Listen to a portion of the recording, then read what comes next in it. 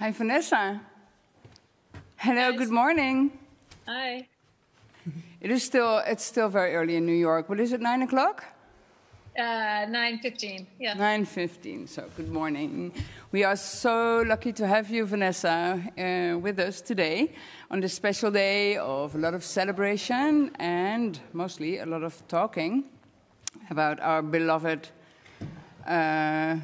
jobs that we have and very challenging work field as well. Before we get started, Vanessa, I had this quick question, something that I was hoping you could shine a light on, because I followed the Instagram account, of course, of the New York Times Fashion and Style. And in the bio, it says, come for the style and stay for the chaos. I love that so much, I could have written that. Can you tell us where that comes from? I actually think that comes from our ex-editor, Joris Suk, who had a very good sense of humor about life in general. But I think it's pretty applicable to all of our experiences at the moment.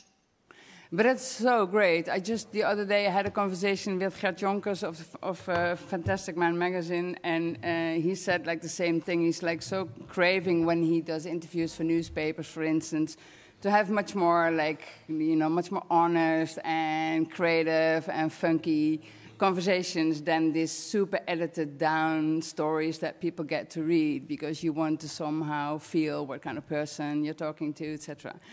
So I like that. Someone gives me an iPad. There will also be questions from people, from viewers at home. But before we do that, we had, of course, a little talk in preparation, and as we are now slowly, and hopefully, surely, getting out of the restrictions that coronavirus has put on us, maybe you can share with us for a minute what it has been like for you, being the fashion critic of the New York Times, the most informed person in the world, always going to all the fashion shows and everywhere, all the traveling, all the trade shows, all the showrooms, meeting the designers in person. And now all of a sudden you have to do all that behind a computer screen. It's not been great. I miss people in person. I miss feeling things. I miss seeing them move. I miss the random serendipity of what you learn when you're on the street and you're talking to people and, you hear a story, or you see a trend, or you see a news event. But I think, we've all been in the same place and we've all been adapting in different ways. So, in a sense, being at home in this experience has been the story too. So we've all been going through it. But the journey from the beginning of the conversation, I think early last summer when fashion was really looking at itself and saying, okay, maybe this is an opportunity to rethink the system, to reimagine it, to slow things down, to shrink things down, to the fall when people were really like, wow, we actually miss shows. And we miss this kind of craziness, to now has been an interesting one. Yeah, and the New York Times would also, you were, I think, the first to also really pay attention. You did a whole article about people losing their jobs when there are no more fashion shows. So the models, but also the people who do all the build-up, all the backstage work, all the people that facilitate a fashion week, they were also all unemployed. So I think we all realized that there's this whole family attached to the fashion industry. The ecosystem of fashion, I think, is, it is extraordinarily complicated and wide and deep. And in a way, no one had ever really appreciated it before. I think even before that story, when lockdown happened, and stores were shut, I think we looked at it in the United States, and it was something like 1 in 4 jobs were actually affected by the retail shutdown, because you're not just looking at, people making the clothes or people designing the clothes or people selling the clothes, but, people driving the cartons of clothes down the highway and people unloading clothes from the ships. And, it's such a complicated and far-flung supply chain. in a way, I think it was really brought home over the last, 16 months. Yeah, and with this oil tanker coming to a halt, also New York Times also paid a lot of attention to the craftspeople in India, for instance, who also stopped, and also didn't have a job anymore. And there's a lot of crafts that maybe also will get lost, or maybe. So it's good that we now have a bigger view on that whole field, and that we have an understanding that we need everybody. Well, it's good if we remember it. But, this is fashion, and we tend to get very distracted by the next big shiny object. And I think one of the, the biggest questions right now for everyone is, are the lessons that we've talked about and, taken on board over the last 16 months, are they actually going to stick? Or is everyone just going to get so excited at the opportunity to go outside again and get dressed up that we're going to forget them all? Yeah, so the pandemic created this awareness of that there's a before and there's an after. There's an old normal, and we're talking about a new normal, but everybody understands immediately, what is normal, actually, because...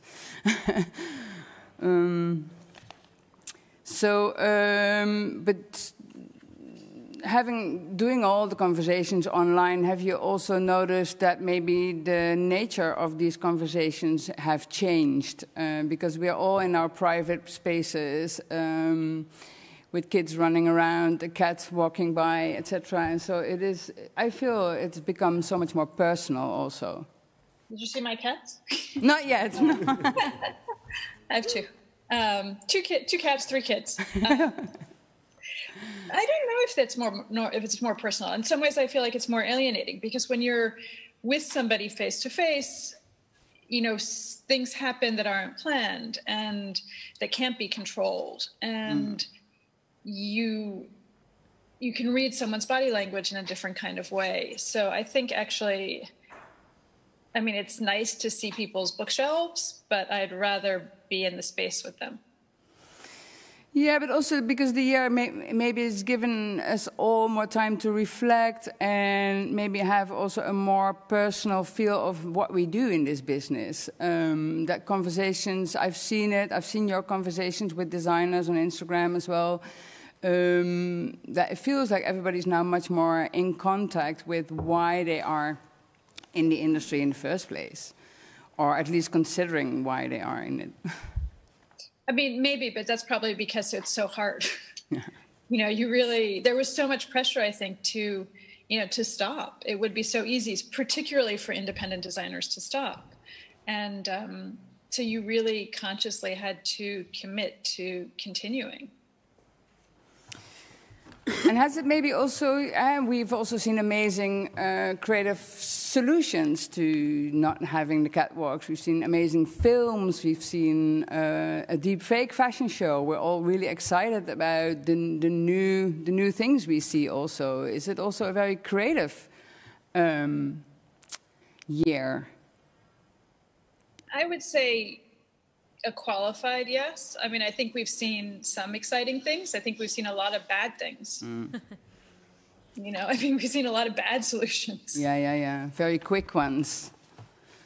Just boring ones. I think we've realized that in order to make a digital show as exciting and enticing as a live show, you have to do something completely different. Mm-hmm. And making that leap has been really hard for a lot of people, understandably so. So, we've realized, I think, is you cannot just plunk a kind of quasi-physical show online and be like, it's exciting. Yeah, and especially for you as a critic, do you even get to actually, do you have the same understanding of the clothes that you're supposed to talk about when it's all online? You have a different understanding of the clothes. I don't think it's been bad, because effectively, right, seeing things online is how most consumers see things, mm-hmm. right? And as a critic, it's not a bad thing to sit in that seat and, appreciate what your readers have access to every once in a while. That's a good learning experience, I think. But one of the things that made me realize is, the difference between critics and normal people is that I have to watch all of them. And when you sit through show after show after show after show online, it is really like super easy to suddenly think like, I'm going to get some coffee now, or like, I'm just going to put this on pause. So it makes you appreciate how like every second of a show really counts when you're watching it through a computer. Yeah. And there's, okay. So I have my notes here, but I also felt like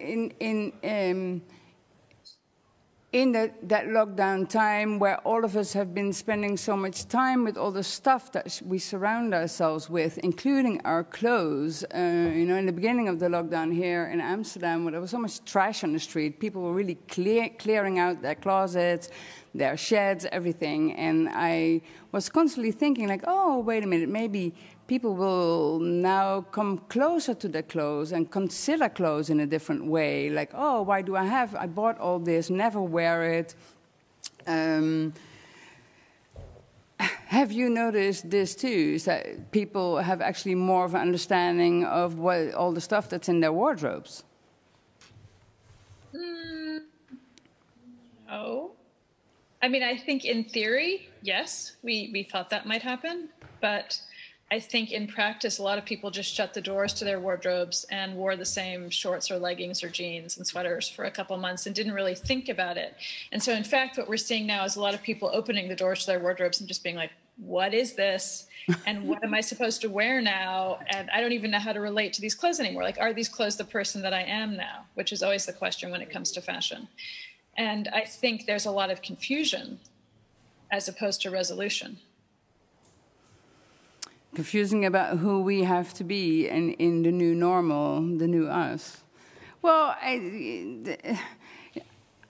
there was a really nice column in the New York Times, not by you, by one of your colleagues, stating that it would be great if everybody had a good tailor, so that you have a wardrobe manager and that you become much more conscious of garments and, how you live with them.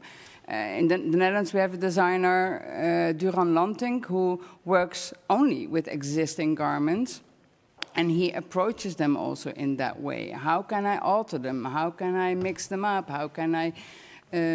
So instead of creating new garments, he recreates with existing garments. And that's something a consumer can learn as well. I mean, I'm all for re-wearing clothes and remaking them and dead stock. I think the simplest solution for anybody when it comes to climate change is to keep your clothes longer, buy them more carefully, think of them as things to be passed on, that we end our kind of culture of disposability. But, I think it's going to take a while before that really takes hold. And I think there's a real gravitational force that exists in the fashion system in the other direction. Yeah, exactly. And even though we did talk a lot at the beginning of the pandemic about slowing down and making less collections and having less shows and, maybe making less stuff, I think the momentum right now is not in that direction. I have a question from one of our viewers, if you don't mind. Vanessa, what is the best fashion advice you ever received? Fashion advice? Was there a designer who ever said to you, darling, don't do that? Designers don't say that to me. If designers are talking to me, they're saying, why did you write that? Yeah, of course. I don't think of the best advice I got as being fashion advice. I think of it as being kind of life advice. And the best life advice I ever got was that you can have it all, but not at the same time. That's a good one. Another one. What are your words for young, upcoming women in the arts? My words for young, upcoming women in the arts would be the same as my words for anybody in any kind of creative field, which is that you really need to figure out what your thing is. Think about what your special point of view is, what you bring to the table that's not like what other people do, and then stick to that as much as possible.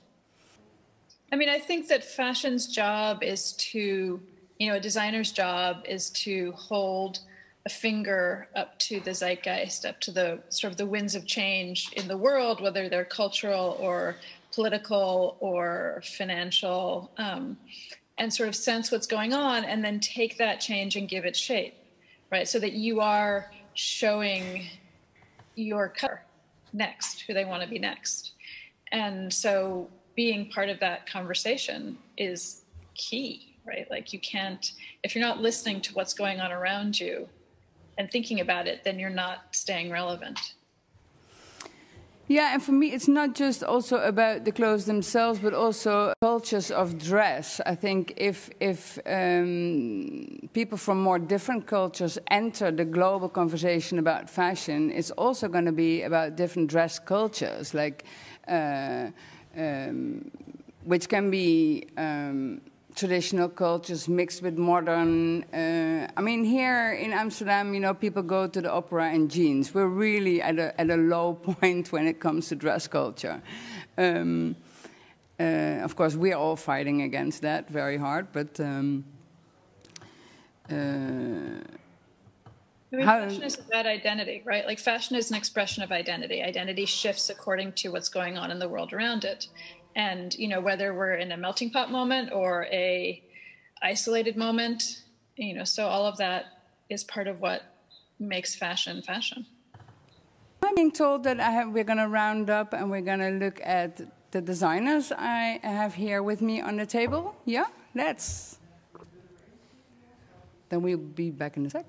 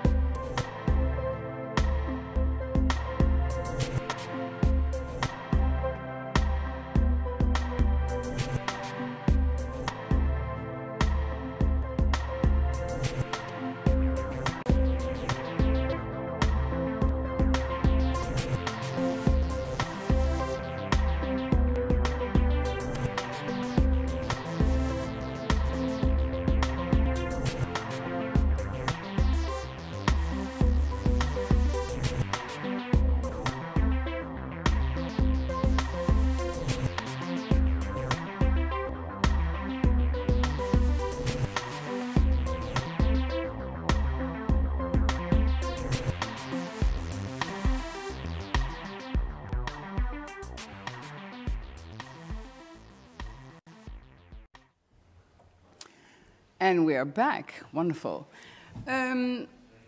Introduced to you, I have a couple of designers here, and some of them, I have to be honest, are my former students. So I have here Bodil Ouédraogo, Lieselot Elzinga from the label Elzinga, Dylan Westerweel, the youngest of them all, and of course Ninamounah and Robin of the label Ninamounah. And, well, I understood that you wanted to ask this new generation of designers some questions. Well, hello. Hi. Sorry, I'm not there with you. That's okay. Maybe next time. I'm just really curious to hear from you what the last year was like, and whether you missed the opportunity to show live, or you felt like this was a kind of creative flowering for you. How was it on your end? Well, I think it was mostly pretty hard, I have to say. I really missed the connection with the real world, also in terms of design and like, how do you say it, staying relevant. What you mentioned earlier was I thought it was harder than normal. When I meet people, talk face to face, I have a better feel of what people would want or like how I can relate to them in my design aesthetic. So yeah, harder. Mm-hmm. Yes. I thought it was a relief. Yeah, I had exactly the opposite. But we had like a gigantic... People were in your creative circle over the last year? I think we all were, no? Yeah, but if it's a family, we had dances there. Like we bought a drum kit and a guitar, and we just made our own world there, which was really fantastic, actually. And I think for us it was also really nice because before we were just always meeting new people, wanting more. And like growing, and then we just had our big show like the week before lockdown started here. So for us it was actually really nice to take a step back, have no projects coming up, and just think about, but what is the core of what we want? Who are the people that are most important to us, and how can we do something with them, even if it's from a distance, even if it's digital, even if it's through a phone call, and how can we come up with like new ways of strengthening that family in a way. No, and for me, I think most of the time I work alone, or when I work together with people, it's part-time, or then it's a collab, or then we discuss something. But most of the time I work by myself. So that's also, I think, a difference. Yeah. And also I like that better to work, but right now it was maybe Yeah, I think I have around 5 people at my studio, and we could continue when the first restrictions were sort of lifted, which was like pretty nice. But I just at some point I was working on a collection for so long that I didn't know anymore where it should go. And usually I'm used to a very tight schedule. Like I have to always almost like every 3 months come up with something again. And now to have this gap of 6 months working on one thing was for me like very confronting, I think. And you play in a band, so you were used to sort of somehow having this energy of rock and roll. My clothing is informed by basically also music, and then when I get bored of music, I go to designing again. So it goes like ti. And with music, you're so in touch with your audience, and you're when you're on stage, you're like all you are doing is communicating with your audience, communicating with your art and what you're making, and to have not that like live feel or like that common ground of seeing something live and experiencing the same thing all together. That's for me one of my biggest inspirations. Then at some point you just get stuck. You're like, well, what am I supposed to do now? And then for me, it's just me and my boyfriend, which was kind of crazy during a pandemic. Doing everything together with your boyfriend. But it was also good because in the beginning of the process of this collection, I really pushed him out and tried to do it really by myself. But it was really nice inviting him in as well into my world, and it made it easier to open up to people as well, other people who could have their vision on my work. So it's mostly me and my boyfriend, but I try to invite as many voices and views onto my collection as possible, because otherwise I think I'll just drown in my own like fantasy world, and I think it will have the relevance that it should have. Did it make any of you question your commitment to fashion, being kind of isolated in the last year? Yes. Yeah, like I said, I really felt like I didn't want to put anything poisonous or harmful. Useless. Yeah, really everything what I make really needs to deserve its place. So I really had to rethink about that. And I think, that's now, it was always our core. And I think it had to happen some way or another this period. It's like an explosion, but I think it's so, like, we are so lucky kind of to have that place and still to work. And I think if you have to slow down, the world just... For me. Yeah, I also I just hated that I couldn't go abroad. I really hated that. And also I had plans to go to West Africa again for 3 months, and then you're well, in the parks. We're all together. I'm the only one sitting here in my house by myself. We could have a little party. Yeah. We also have with us near. We also have with us near us Maison Defoe. They were in a previous panel about digital because they have very recently made the switch from. So before the faux experiences, do I pronounce it right? Yeah. Which are very much decision of stop product focused and more focus on fashion as a practice of identity, fantasy, concepts, and performance. So right before the pandemic hit, we were already set out on doing this onderzoek research project. So that we were already started this period of introspection and sort of re-evolving our practice and really having a close look to what fashion is. I think we got very lucky being able to start that research project right in the moment where we already pictured ourselves not working so result-based, but going in a phase of introspection and starting new things. So that we felt extremely lucky, I think, and blessed to be able to work on that during this time. And like I recognize what all of you guys say, like you're starting to put everything on the scale, like. Why did I do the things I did? Why did we? Like you're questioning everything. So it was a challenging, but I think a new forming year, which is starts, I hope. Yeah. So jumping off of that and your own experience, I'm interested in the kids around the table.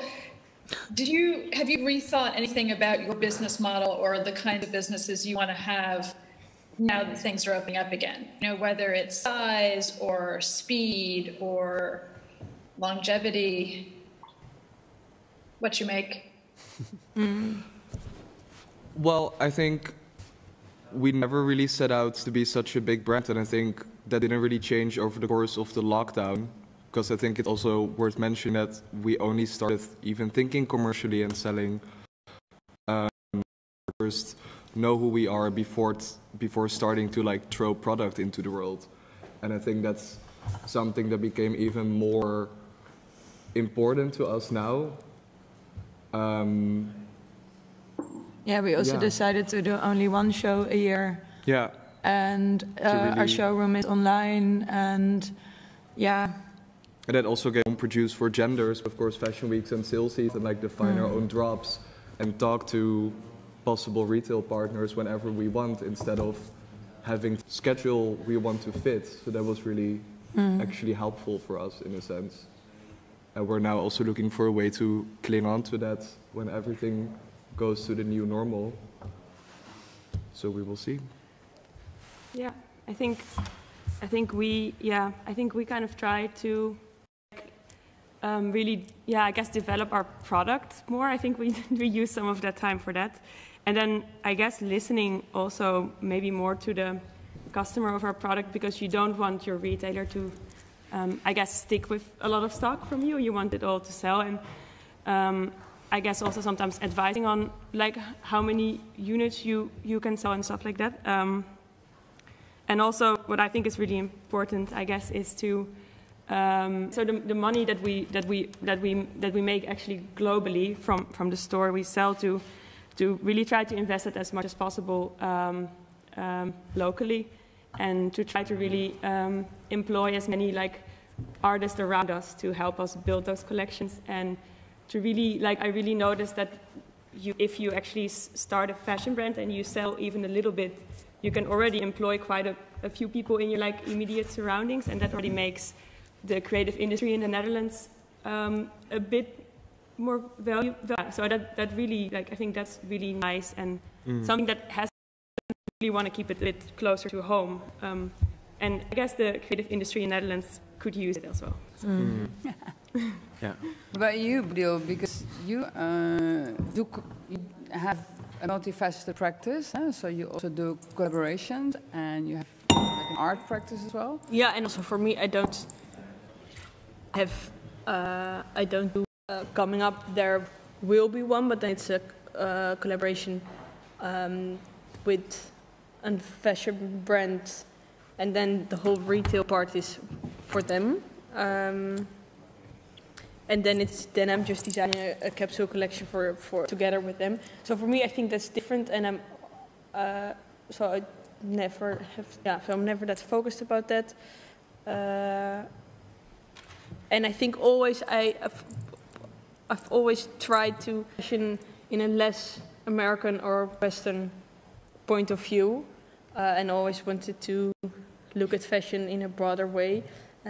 Last thing I designed and sold at the Stedelijk Museum was a flag.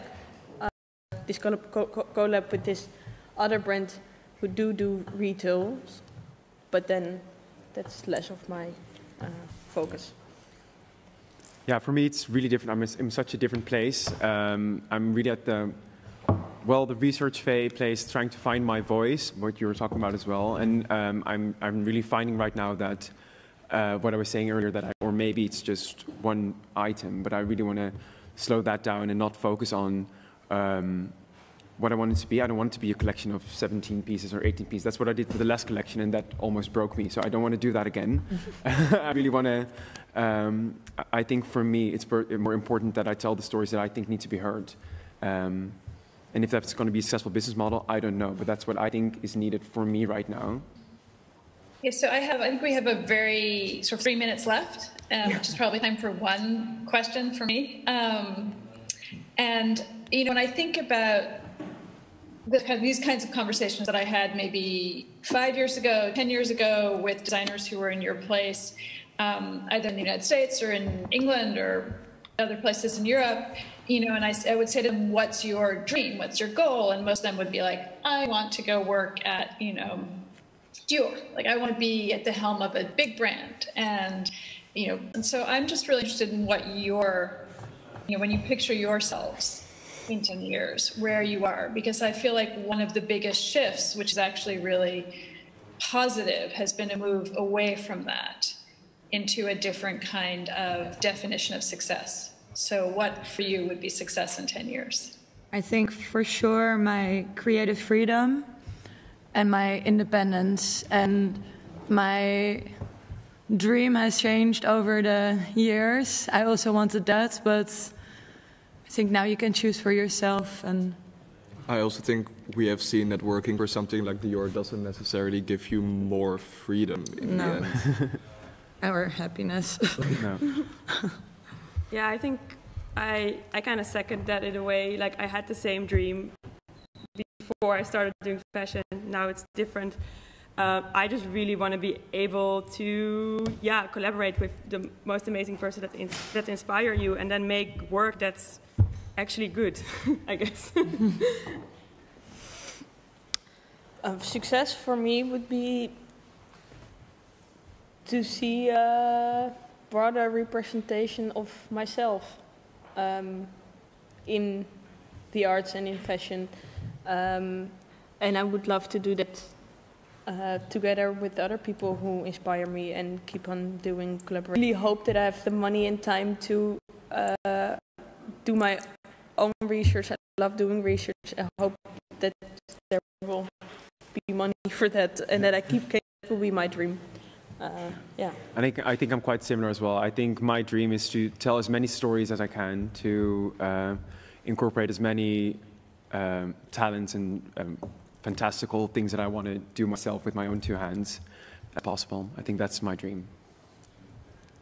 Well, nice to meet you all. Yeah. Nice to meet you. Thank you so much for being with us, Vanessa. It was a treat. Thank you so much. Festival. Bye.